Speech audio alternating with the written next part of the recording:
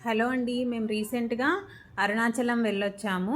నేను ఎప్పటినుంచో అనుకుంటున్నాను ఆ శివుడిని దర్శనం చేసుకోవాలి. అండ్ ఇంకొక ఇంపార్టెంట్ ప్లేస్ రమణాశ్రమం ఖచ్చితంగా చూడాలి అని ఎప్పటినుంచో అనుకుంటున్నాను. కానీ శివుడినైతే దర్శనం చేసుకున్నాను కానీ రమణాశ్రమానికి వెళ్ళలేకపోయానండి. కుదరలేదు. ఆ టైంలో ఓపెన్‌లో లేదు.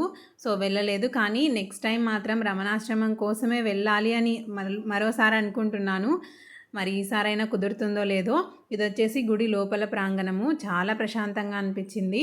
నేనైతే నాకు కావాల్సింది అంటే నా మానసిక ప్రశాంతత మాత్రం ఇక్కడ పొందాను నేను. ఎప్పటినుంచో నాకు ఆ ఫీలింగ్ ఉండేది.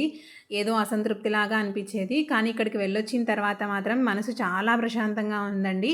అంత అంటే ఫుల్‌ఫిల్‌గా ఉంది నాకు అనే ఫీలింగ్ అయితే ఇక్కడికి వెళ్ళొచ్చిన తర్వాత అనిపించింది. రమణాశ్రమానికి మాత్రం ఖచ్చితంగా వెళ్ళాలి అండి. రమణుల గురించి నేను నా ప్రెగ్నెన్సీగా ఉన్నప్పుడు చాగంటి గారు చెప్తుంటే జీవిత చరిత్ర విన్నాను. అందులో నేను తెలుసుకున్న కొంచెం ఒక చిన్న విషయం ఏంటి అంటే నేను అంటే నా శరీరం కాదు, నా మనసు మాత్రమే, నా ఆత్మ మాత్రమే అని ఆయన చెప్పేవారు.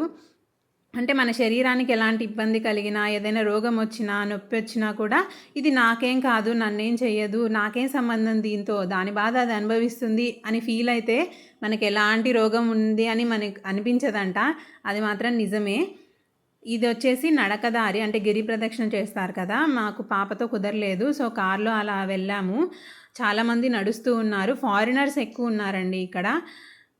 ఒక్కసారైనా అరుణాచలం మాత్రం ఖచ్చితంగా వెళ్ళి రావాల్సిందే. రమణుల గురించి మాత్రం చాలా విషయాలున్నాయండి తెలుసుకోవాల్సిన విషయాలు. అండ్ మనం ఊరికే తెలుసుకొని వదిలేయకూడదు. పాటిస్తే మాత్రం మన జీవితం చాలా సంతోషంగా ఉంటుంది. ఆయనకి ఒకసారి రాచపుండు కలిగిందంట ఆయనకి బ్యాక్ అంటే వీపుకి. ఆ టైంలో ఆయన ఏమాత్రం ఇబ్బంది పడలేదు.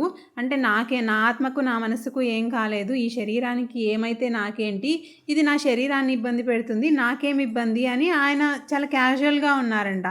సో, ఆ విషయం మాత్రం నాకు చాలా బాగా అర్థమయ్యింది. మనకేదైనా రోగం వచ్చినా, ఇంకేమైనా అనిపించినా కూడా మనం దాని గురించి దిగులు చేసుకుంటూ, దాని గురించి ఆలోచిస్తూ బాధపడకూడదు. మీరు కూడా వెళ్ళొచ్చారా అరుణాచలం? వెళ్తే లైక్ చేయండి.